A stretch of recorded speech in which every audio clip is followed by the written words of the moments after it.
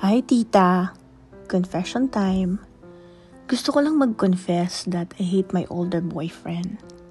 For reference, I met him when I was 18 and he was 27.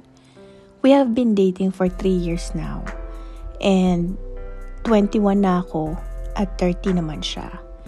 Naiinis ako dito sa lalaking to. I detest him.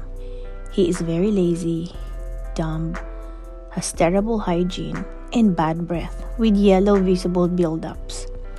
His hairline is receding and his curly hair pops out, making him look like a demented clown. Sabi naman to.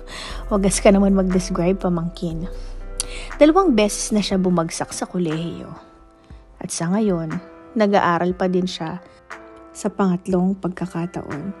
He plays video games since they're his main interests and barely wants to go for walks or hang out with our friends.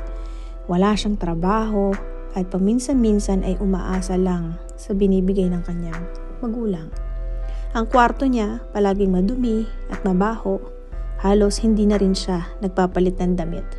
Siguro sa sobrang lulong niya sa paglalaro online, nakakalimutan na rin niyang maligo. I know this is not the man I want to marry. He finds couple pranks type of content funny. He has edgy dark humor and I regret meeting this man and regret dating him and regret wasting my majority college experience running behind a loser, and I know it makes me a loser too. Gusto ko lang po ito i-share at hindi ko naman talaga need ng advices. Gusto ko lang sabihin na sa mga kabataan na tulad ko, maging maingat kayo sa pagpili ng ibo-boyfriend. I'm moving to New York after I graduate undergrad. I plan on breaking up with him sometime before graduation. Stay as friends for a few months and then we'll completely ghost him once I move to the city.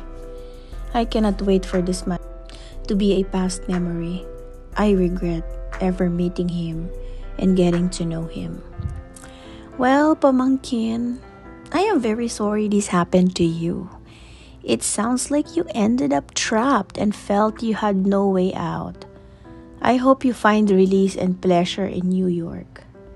I guess bago kayo mag-separate lives, mabuti rin siguro na malinaw sa kanya kung bakit ka lalayo.